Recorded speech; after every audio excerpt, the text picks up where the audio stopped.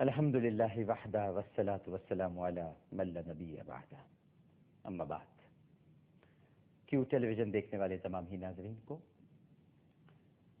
جہاں جہاں پوری دنیا میں اس وقت یہ ٹرانسمیشن دیکھی جا رہی ہے، سب کو بہت ہی خلوص، محبت، ادب اور احترام کے ساتھ عامر لیاقت حسین کا السلام علیکم۔ آئیے اپنی اصلاح کریں۔ ناظرین کرام، آج 10ویں روزے کی شب لگ چکی ہے۔ آج کا دن بہت اہم دن ہے، ہر لحاظ سے اہم ہے۔ پہلی اہمیت تو یہ ہے ناظرین کرام کہ آج رحمت کا عشرہ اپنے جوبن پہ جا کے متصل ہو جائے گا مغفرت کے عشرے سے۔ میں ہمیشہ سے اس بات کے خلاف رہا ہوں یہ کہہ دینا کہ رحمت کا عشرہ گزر گیا۔ گزرتا کچھ نہیں ہے، رمضان میں اتصال ہوتا ہے، مل جاتا ہے۔ رحمت کا عشرہ جب جوبن پر پہنچتا ہے تو پھر بتائیے رحمت کا جوبن کیا ہے؟ رحمت کا جوبن مغفرت ہے، اور مغفرت کا جوبن کیا ہے؟ جہنم سے نجات۔ تو جوبن پر پہنچا ہوا ہے آج اللہ سبحانہ و تعالیٰ کی رحمت اپنے عروج پر ہے، اور اس کا عروج کیا ہے یہ کوئی نہیں جان سکتا۔ اس کے عروج کی انتہا کیا ہے کوئی نہیں بتا سکتا۔ کسی بشر میں اتنی طاقت نہیں، کسی انسان میں اتنی قوت نہیں کہ وہ اللہ سبحانہ و تعالیٰ کے عروج کی کیفیت کو بیان کر سکے، سوال ہی پیدا نہیں ہوتا۔ لیکن فقہا اور علماء بیان کرتے ہیں کہ پروردگار اپنے شان اجلال کے مطابق بندے کو عطا فرماتا ہے۔ تو آج عطا کی وہ رات ہے ناظرین کرام جو بلندی پر ہے، بڑی اونچائی پر ہے، اور جب کوئی چیز بہت اونچائی پر پہنچتی ہے تو پھر اس کے بعد اس کا ملاپ ہوتا ہے دوسری سیڑھی سے۔ معراج سیڑھی کو کہتے ہیں، سیڑھی، اسٹیپ بائی اسٹیپ چڑھنا۔ تو رمضان مبارک کا بھی یہ جو عشرہ ہے یہ اب مغفرت کے عشرے سے ملنے والا ہے۔ ایک تو اہمیت اس کی یہ ہے۔ دوسری اہمیت یہ ہے کہ آج ہی کے دن، یعنی آج ہی کی شب، ام المومنین سیدہ خدیجہ الکبریٰ رضی اللہ تعالی عنہا، ہماری ماں نبی کریم صلی اللہ علیہ وآلہ وسلم کی زوجہ مطہرہ، ان کا آج وصال ہوا۔ آپ میں سے شاید بہت کم لوگ یہ بات جانتے ہوں گے، کیونکہ حضرت خدیجہ الکبریٰ رضی اللہ تعالی عنہا پر عالم اسلام میں بہت زیادہ کام نہیں کیا گیا، یعنی ان کی حیات پاک پر، ان کی سنبھالنے پر کسی بھی ہماری ماں پر کام نہیں کیا گیا کہ ان پر کچھ لکھیں، کوئی کام کریں۔ اللہ بھلا کرے علامہ سلیمان ندوی صاحب رحمہ اللہ تعالی کہ وہ ایک سیرت عائشہ کتاب لکھ گئے، جو کم از کم ام المومنین سیدہ عائشہ صدیقہ رضی اللہ تعالی عنہا کی سیرت پاک کے حوالے سے ایک دستاویز ہمارے پاس موجود ہے۔ ہم سب کو اپنی ماؤں کے بارے میں جاننا چاہیے، کتنی عظیم خواتین تھیں، امت کی مائیں ہیں، مذاق تو نہیں ہے ناظرین کرام۔ تو آج کی شب جو میں عرض کر رہا تھا کہ جو ان کا وصال ہوا، اس کی وجہ کیا تھی؟ آپ کے علم میں ہوگا کہ جب کفار نے، مشرکین نے نبی کریم صلی اللہ علیہ وآلہ وسلم پر حیات کے دروازے بند کر دیے اپنی دانست میں، ورنہ تو سرکار خود حیات ہیں، بلکہ حیات کی بھی جان ہے، خالی حیات نہیں ہے، حیات کی بھی جان ہے۔ لیکن اپنی دانست میں انہوں نے سوچا کہ نبی کریم صلی اللہ علیہ وآلہ وسلم کو ایذا پہنچائیں، تکالیف پہنچائیں، دکھ دیں، درد دیں۔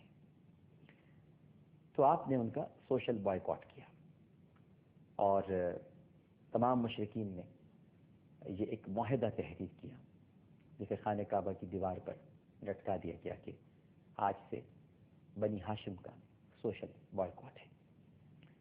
اور اس کے بعد شیب ابی طالب، جس کو بعض حضرات شعب ابی طالب بھی کہتے ہیں، لیکن جس کا صحیح تلفظ ہے وہ شعب ابی طالب ہے، ایک گھاٹی تھی، آج بھی یہ گھاٹی موجود ہے۔ آپ جب کبھی مکہ مکرمہ جانے کا اتفاق ہو تو غار حرا کی پچھلی طرف ایک راستہ جاتا ہے بہت پتلا، ڈھلان میں اترتا ہے اور پھر اونچائی کی طرف ہے.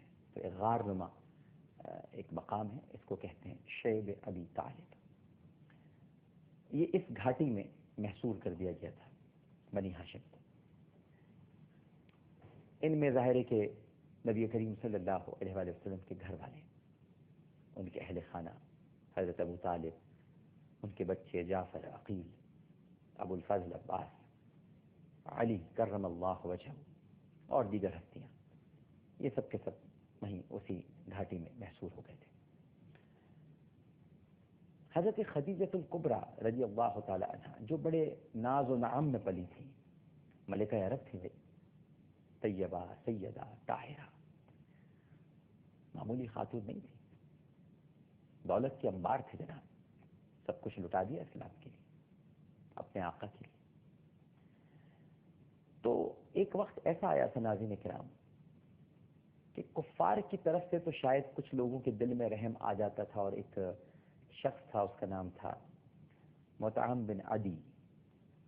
تو اس نے تو ایک دو مرتبہ کھانا بھجوا بھی دیا تھا، لیکن ایسی حالت ہو گئی تھی آخری دنوں میں کہ یعنی جب محصوری کے دن ختم ہونے والے تھے کہ وہاں پر جو پودے اگے ہوئے تھے ادھر ادھر وہ تک کھانے پڑے تھے.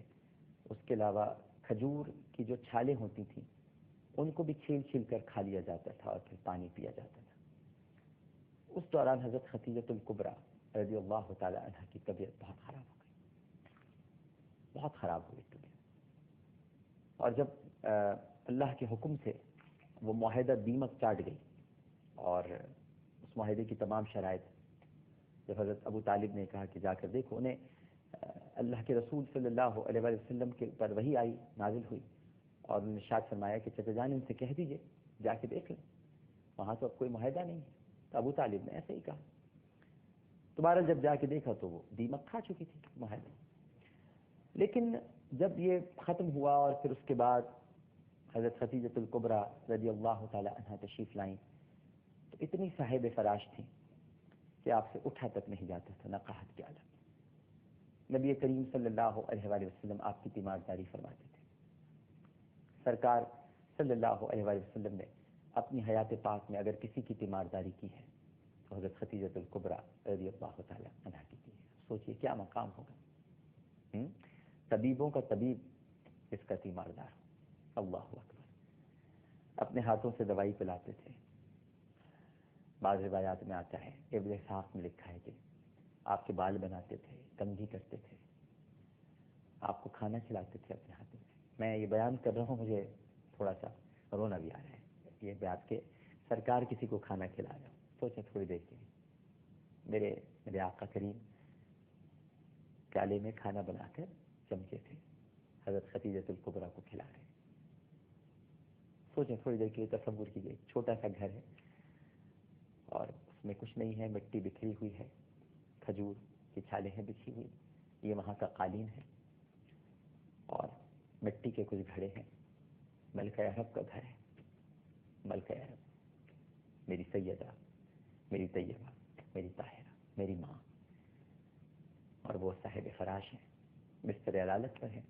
حضرت جبرائیل تشریف لا رہے ہیں، نبی کریم صلی اللہ علیہ وآلہ وسلم کو پیغام دے رہے ہیں، خدیجہ کا آخری وقت آ پہنچا.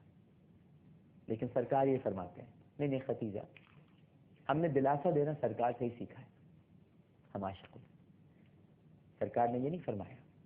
شاید ڈاکٹرز کو، کیونکہ سرکار طبیب الطبیب ہیں، اطباء ہیں، اطباء کے بلکہ امام الاطباء ہیں، تو اسی لیے شاید ڈاکٹرز میں یہ صفت پیدا ہو گئی ہے کہ وہ کبھی بھی مرنے والے کو اور اس کے لواحقین کو یہ نہیں کہتے کہ تمہارا گھر کا فرد پردے والا ہے، بلکہ کہتے نہیں ہم پوری کوشش کر رہے ہیں. تو امام الاطباء